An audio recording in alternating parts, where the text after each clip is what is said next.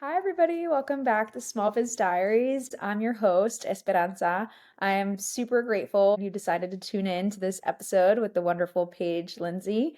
Paige is a multi-passionate entrepreneur, watercolor educator, live painter, and podcaster. In chapter 17, we're exploring coloring outside the lines, crafting a business that defies the norms.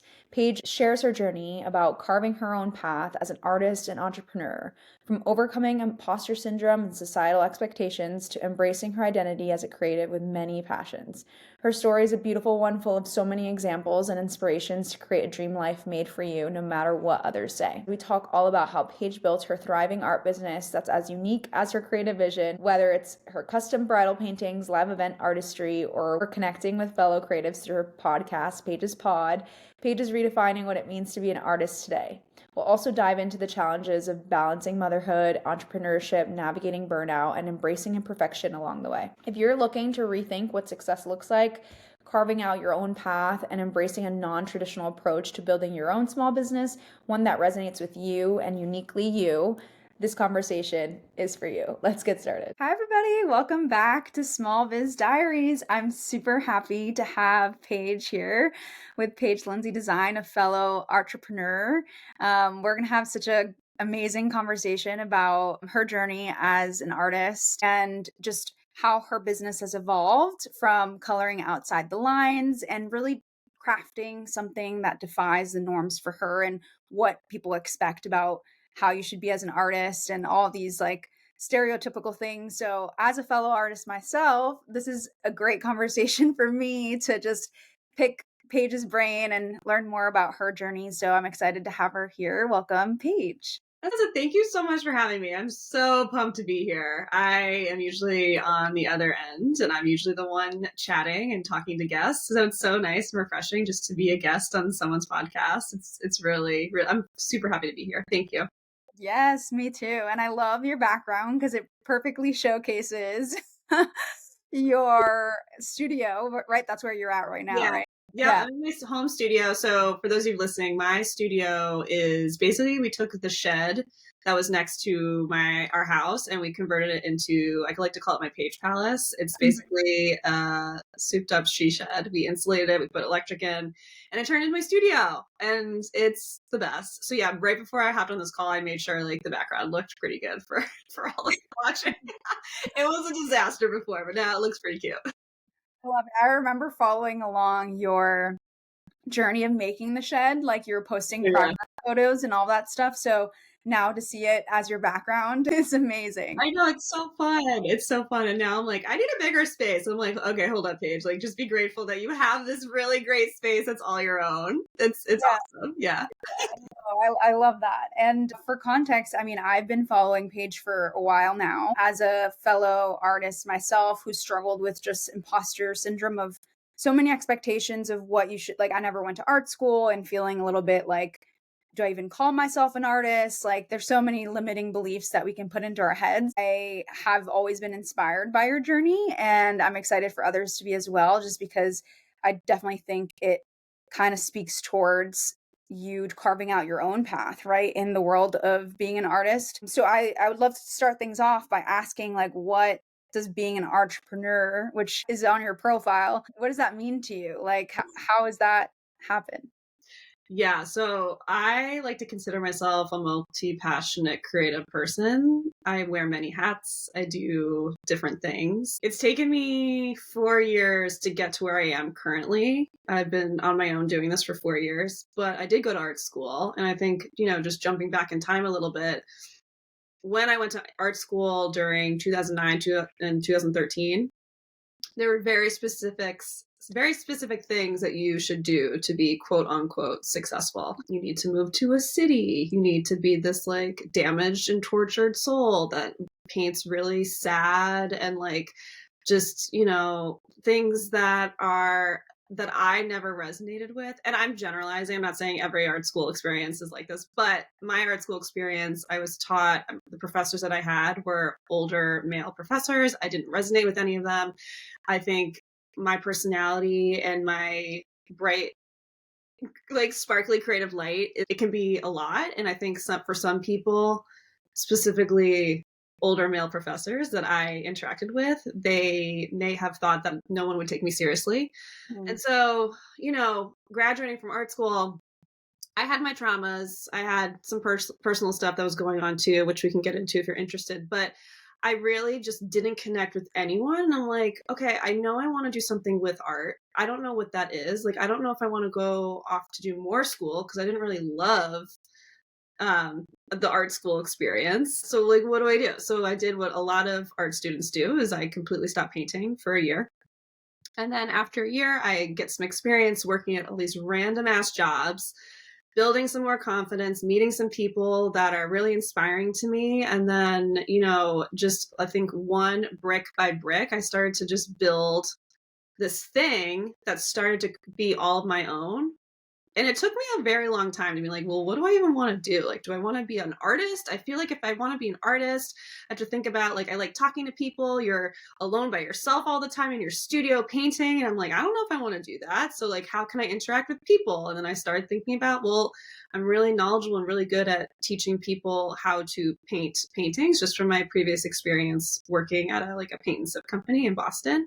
And I was like, oh, well, I could do that. And then I just like, I don't know. I just started like thinking about the things that I was really good at and what I liked doing and how I could bring more people together to feel accepted, because I just felt like I never really felt accepted for a very long time. Like from high school, I always wanted to fit in with the cool kids and the mean girls. And like, I feel like when I went to art school and I went to college, like I met some amazing people, some amazing friends, and I had this like fresh start, but I left art school feeling like I still feel like I don't fit in. Like, what do I do? And so then I think it wasn't until my late 20s where I was like, you know what? I'm just going to stop trying to be what I think I should be based on like what everyone else is doing, and stop listening to people telling me what I should do as a creative person. Like, you should do this, you should do that, you should go to this school, you should do blah, blah, blah. I'm like, what do I want to do? Well, I Mhm. figured out like, okay, I started realizing like what I have to offer and who I am as a person is pretty great. It took me a while to kind of get to that point. And that's when I really started thinking about and creating this creative, entrepreneurial, creative life that I have now.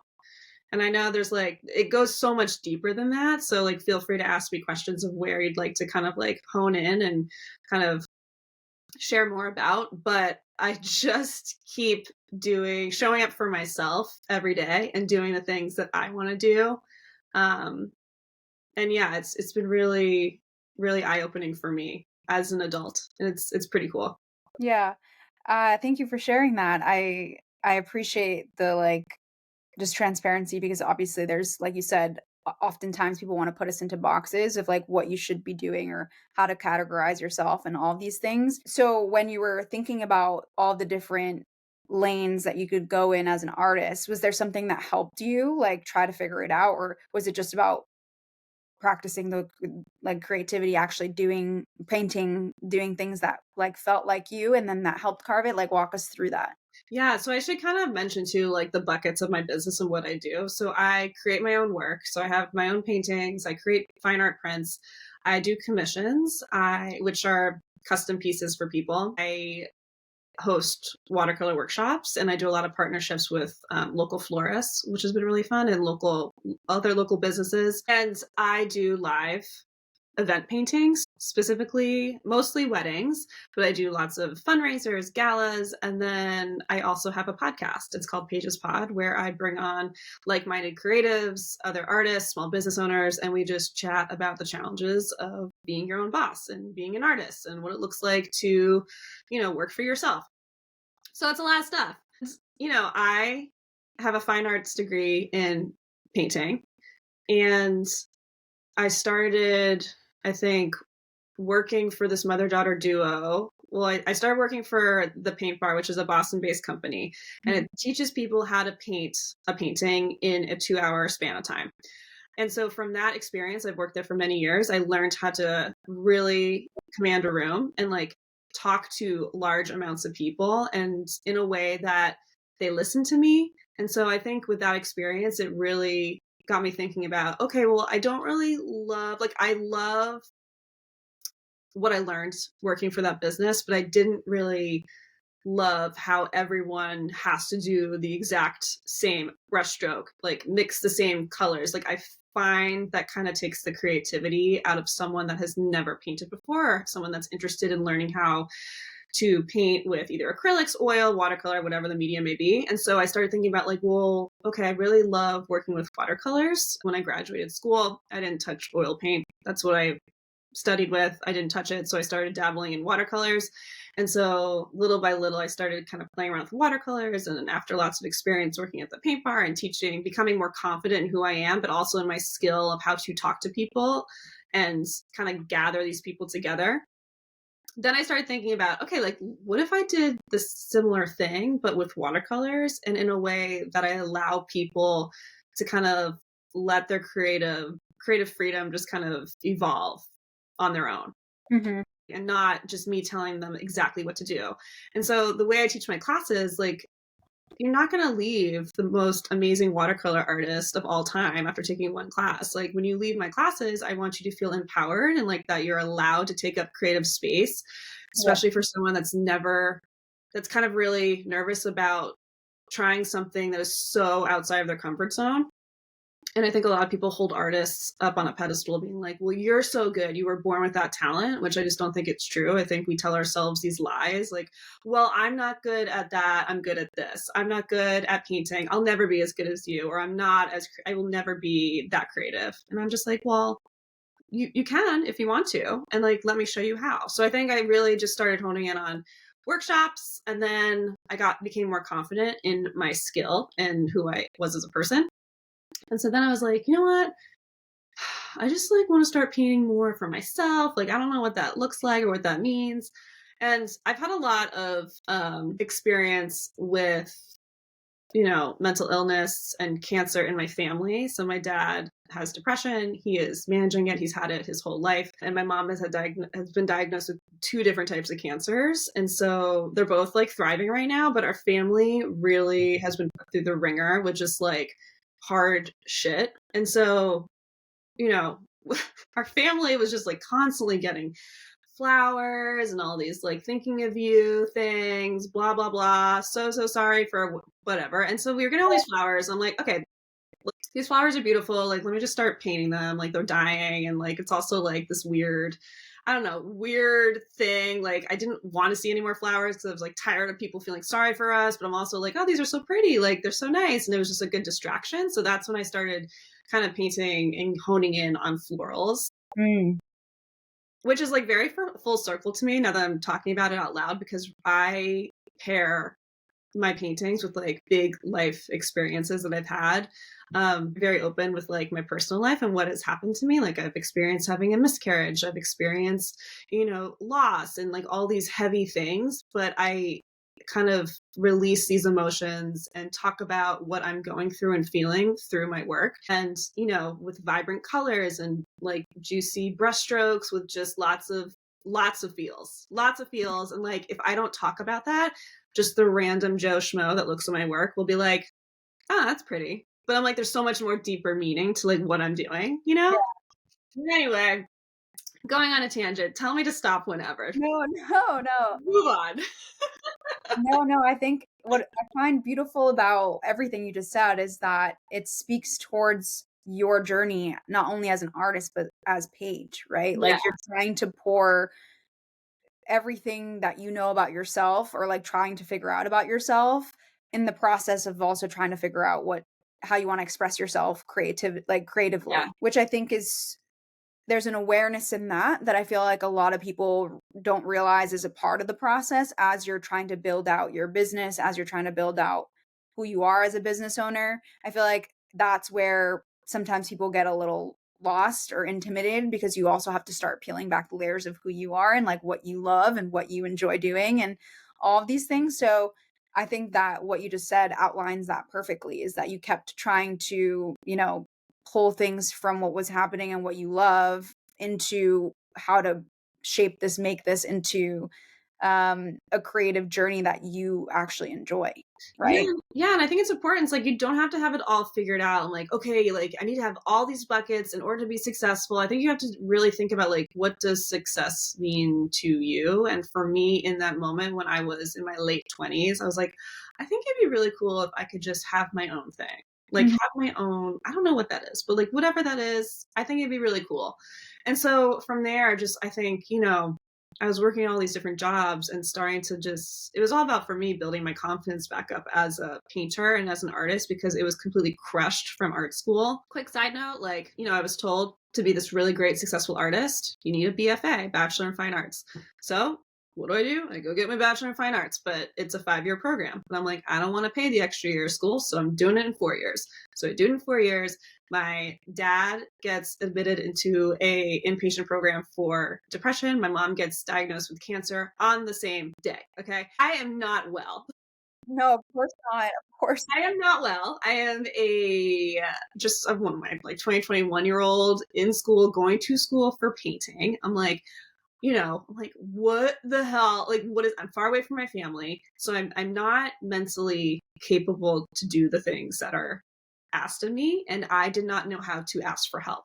For many years, I would play the blame game, being like, well, my professors just didn't, like, they saw me failing and did nothing. It's like, you know what?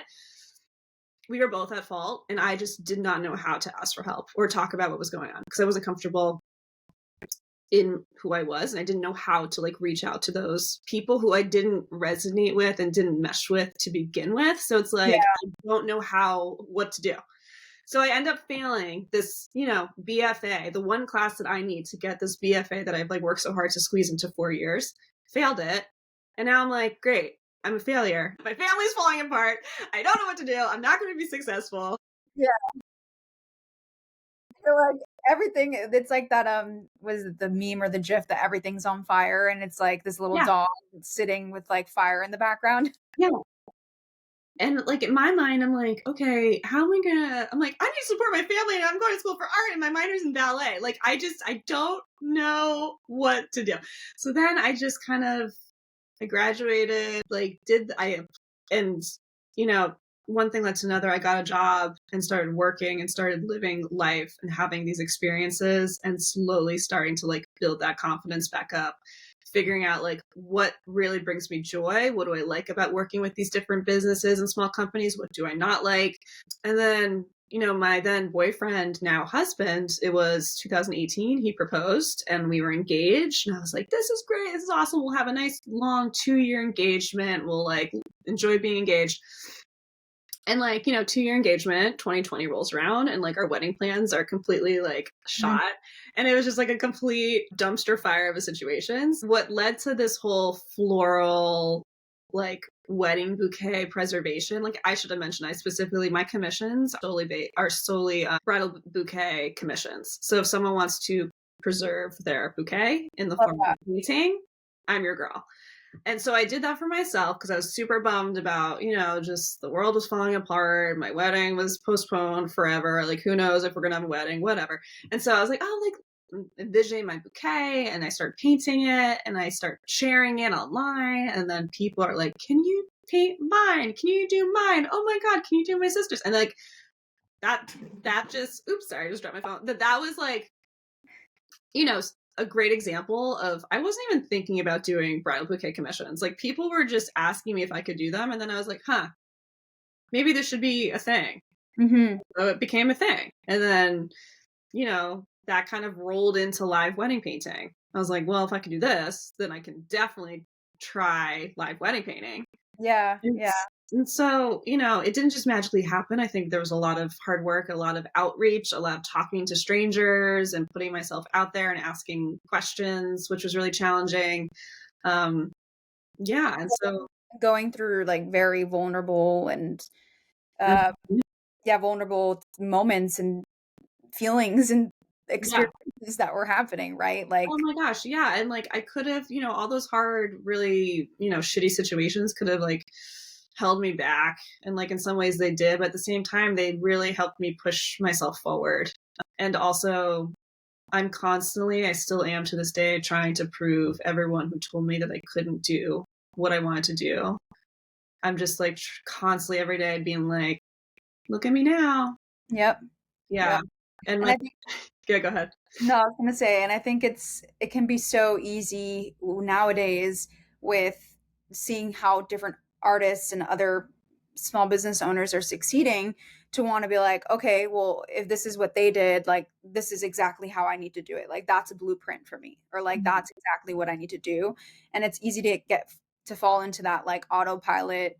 This is, if that worked for them, maybe it works for me. And yes, to a certain extent, it could be somewhat of a inspiration, but you shouldn't lose yourself throughout the process. Like you shouldn't lose what you want and what you find joy in, and kind of like working through those things as you're going, and not just falling into that like autopilot mode as Yeah. a small business owner. And also, I think so many of us just want someone to tell us what to do in order Mhm. to be great. And like the reality is, like, no one's going to show up at your doorstep to tell you exactly what you need to do in order to do this, because everybody's different. Everyone's journey is different.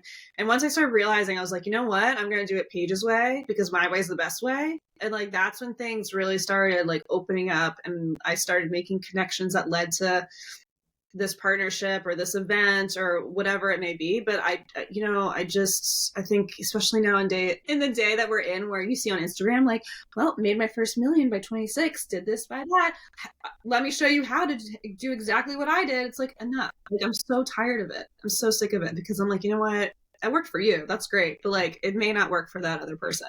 Yeah, no, exactly, exactly. I think we talked about this during our initial call, but a lot of the things that you said resonate with a book I just read. It's called The Creative Act by Rick Rubin. Have you read it? I'm currently listening to it. Okay, well, it is amazing. So good. Yeah, it's so good. And I had to pull a quote from it because what you just said resonated with the whole concept of it. I'm going to read the quote. The universe is only as large as our perception of it. When we cultivate our awareness, we are expanding the universe. This expands the scope, not just of the material at our disposal to create from, but of the life we get to live. And it's just, I Oh, mean, chills.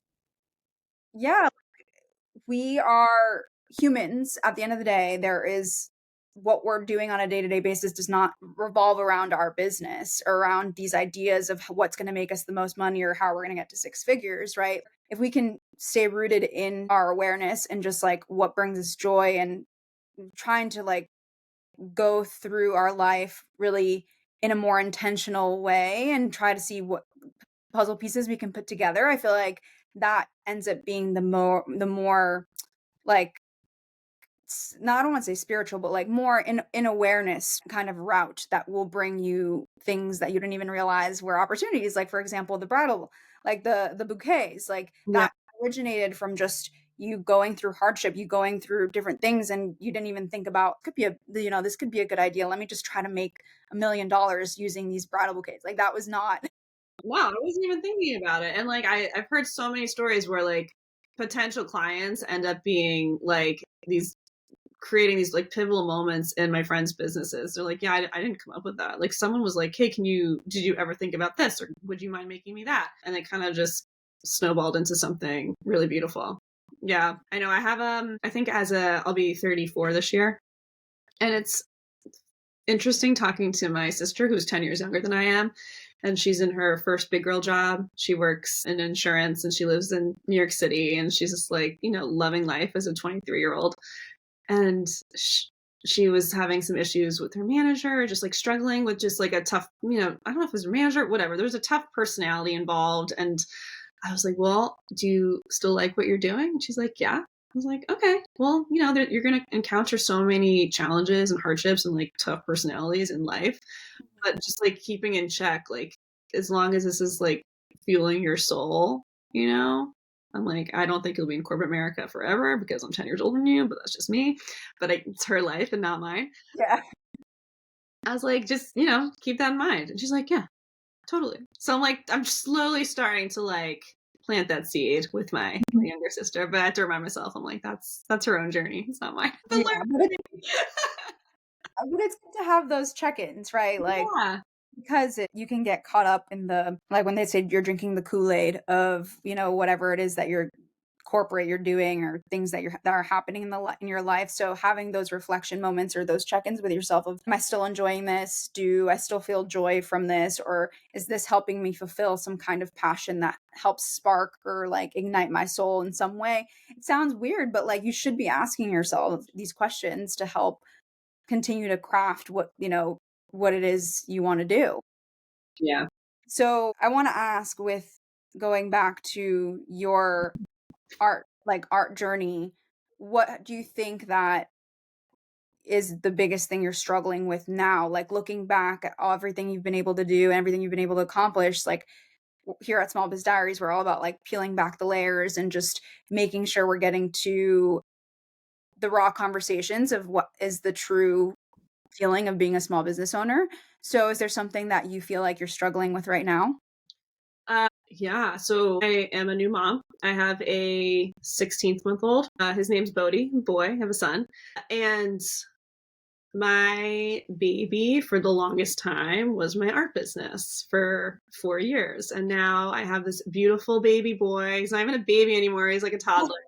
And the biggest thing for me that has been a big challenge is just slowing down, but also understanding what my balance looks like between work, being a mom, my family, my relationships with friends. And it's been really hard because, the mom guilt is definitely a real thing. But then I made a promise to myself. I'm like, okay, if I'm going to become a mom and do this whole parent thing, like I can't lose myself. I can't lose what I've worked so hard to build.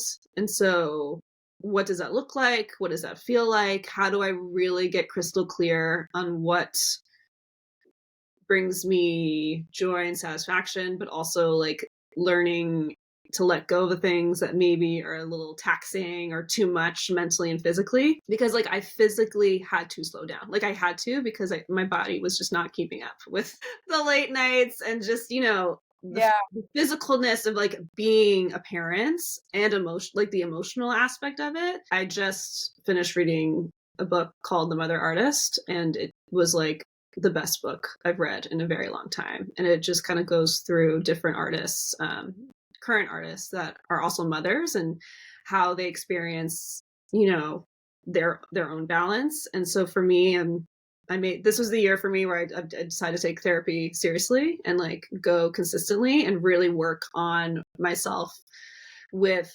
how to approach motherhood, with my art business, my art practice, and understanding just how it all comes together.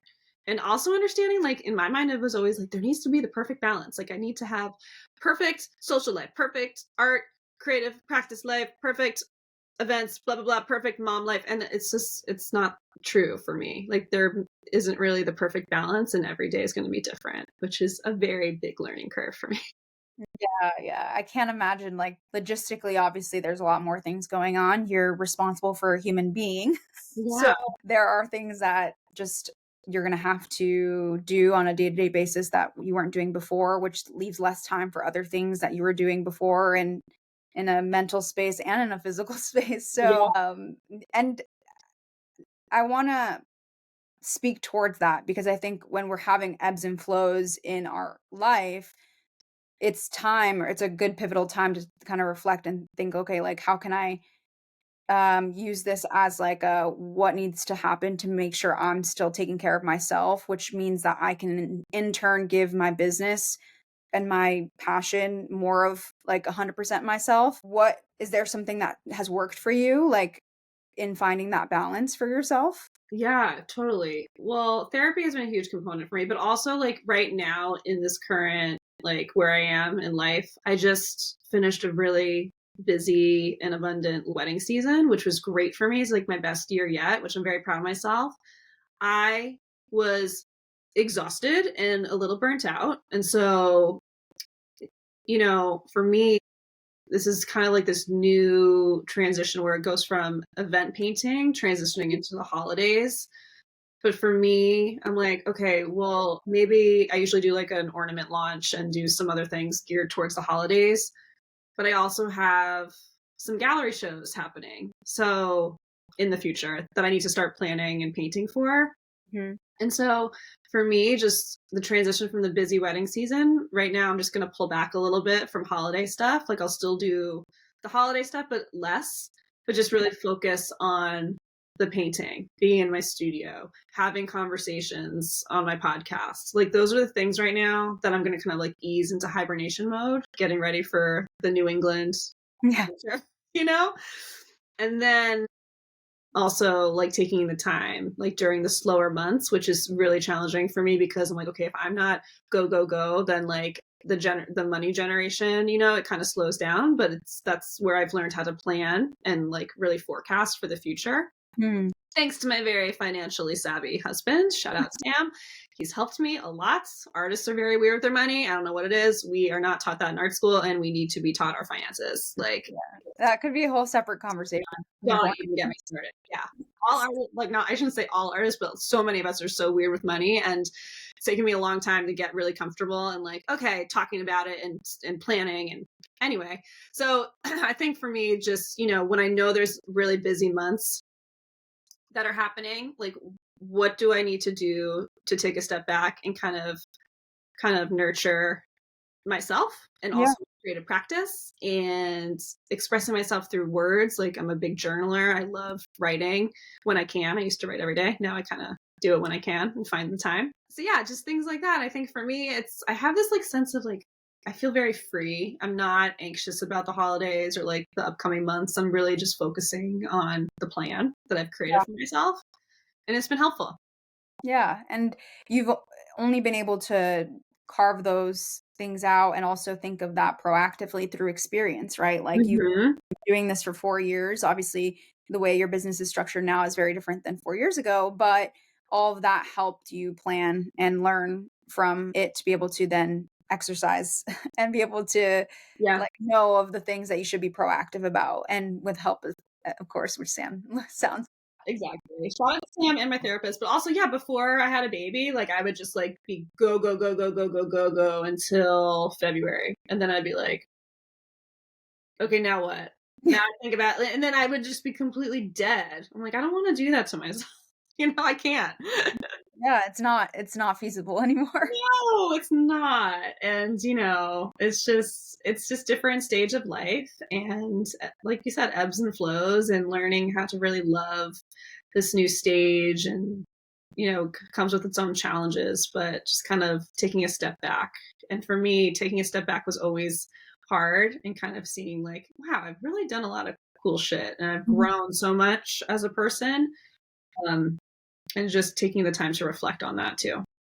Yeah, no, I appreciate you sharing all of that, but just I feel like I can hear you also reflecting as you're talking about it and just like realizing also all the things that you've been able to accomplish and things that you've realized about yourself, which shout out therapy. I feel like sometimes that Yes. helps. So I appreciate it. What would you what advice would you give to someone that is wanting to start an art business for themselves and is feeling what you felt, 4 years ago or 5 years ago with the limitations? Like, what advice would you give them? So I think for anyone interested in starting something new, doing the research first. Like, and what I mean by that is if you're interested in having a creative art career, like look at the different artists. Like there's so many artists out there that are doing some really cool things. Like just kind of pick out a few of your favorite and study them. Like, what are they doing that you like about their business? What do you think you would change? Like, maybe you reach out to them and have a conversation. If you're introverted, that I know sounds very scary, but so many of us are so willing to just hop on a conversation and like give you insight and like help support you. I wish I did more outreach to other artists that were doing cool things with their business, just to get a sense of if they liked it, what they didn't like, just to have a little bit of guidance. It was so much trial and error, which is important when you're doing your own thing. But at the same time, we have so many cool free resources um, that I think you can just use them to your advantage and just do the research first and just kind of what I did when I first took the leap of being like, okay, I'm just gonna go do my thing. I wrote down everything that I wanted to do, or what I'm like, what is my like dream job description look like? So I physically wrote out Paige Lindsey design job description, I love that. CEO page. Like I'm not even seeing, but like artistic founder, creative. I don't even know what I put, but it was like it was great, and I just wrote out what my job looked like and what I wanted to do. I love that. I've never heard that. I feel like I'm gonna have to try that.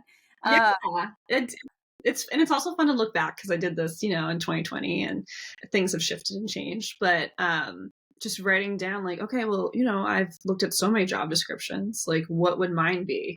And for someone that just didn't want to paint all day every day, I mhm. had different things that I wanted to explore, and so just kind of getting all my thoughts on paper was really helpful. Yeah, and now people can also listen to Paige's pod to, Yes, like, yes, hear about other conversations that artists are having, to realize you're not alone and realize that some of the struggles that you might be having are other people's struggles. So that is a resource, and obviously I'm going to add all of your details into the description, but I just love that there's a space like that, just yeah, because it's always helpful when you feel like you're in a community that is not only supporting your goals but also like resonating with some of the things that you're going through. Even though they're very unique to you, there always can be similarities. So that's a good start if you're feeling a little introverted and might not want to do the yeah, app quite yet. But I think that what I appreciate of just everything you've shared is just the fact that it is a prime example of how your business or you as an artist think there are things that are very unique to you that have been shaped by your experiences, your resilience through difficult times and things like that. And it only speaks towards how, if you were to like color outside the lines and break some norms, you can unpack so many other potential possibilities for yourself, potential buckets or areas of your business that might succeed organically. Like, don't force anything, just like see what things are out there, do your research like you said, and just make sure that you're kind of thinking about yourself first to see what sparks joy and what ignites your soul, like you said. yeah. And I think for me too, I always think about younger Paige, and I think about all of the younger artists out there who are, in art school, or maybe they're thinking about art school or not in art school, but want to pursue art. And I just want those people to feel like it is possible. Like, there's so many people telling you that you can't do something that's different, and it's just simply not the case. It is very challenging and very hard, but also very rewarding and really, really cool. And so I think for me also, like, as now that I'm reaching like my mid 30s, I'm like, how can I be an inspiration to someone that was like me when I was that age? Mhm. Hmm. Yeah, and like because of the fact that you're doing all these different buckets, you get to reach people in different ways too, right? Like you help people express their creativity in workshops while also, someone getting inspired by seeing your painting as the bride's walking down the aisle. Like there's so many different facets that you're able to touch now. So I'm personally inspired by it, so I'm sure someone else will be. And yeah, I just want to thank you for everything that you shared. I appreciate your time and just your like essence of how much you've incorporated Paige into Paige Lindsey design. But anything else that you want to share, or things that you might have coming up? I know you mentioned some of the holiday things and like potential gallery. Yeah. Anything else that you want to share that's coming up for you? So what's happening pretty soon, if you are in the area, I don't know when this episode is going to be released, but if you are around on November 2nd and 3rd, I'm doing an art fall tour / walk in Exeter, New Hampshire. It's where I live, and I'm basically opening up my studio to the public. So So cool. if you're here and around, you want to pop on by, you I should. know, definitely. Oh my God. Okay, I'm gonna look into that. Well, Yes. fine. Saturday and Sunday 10 to 4. Come whenever. It's gonna be a vibe. I'm just like trying to make it just like a fun, like outdoor party event, like hangout sesh. And then yeah, holiday stuff. I'm just like painting my little heart out, and I do an ornament drop for the holidays. Usually do 3 different designs. I may just do 2 this year. We'll see how I feel. And then next year I have a pretty big groups gallery show at Reeves Reed Arboretum in Summit, New Jersey. I'm originally from New Jersey, so it's like the town over where I grew up. And that's going to be huge. I'm very excited for that and a little nervous and scared, but that's what's happening in the new year. And yeah, if you want to learn more about me, listen to my podcast, Paige's Pod, Paige Lindsey Design on social. And yeah, this was just like a really refreshing and great conversation. And thank you for having me on your podcast. It was really Of course. Thank you, Paige. And I will definitely be checking out your upcoming events for sure. So I'll keep you updated. yeah. But I'm excited for you. We'll have to do some kind of follow up at some point to see how else you thrived. So we'll do a check in. But yes, please connect with Paige. I'll leave all her links. But thanks again. I'm so grateful for the conversation. I'm grateful too. Thank you.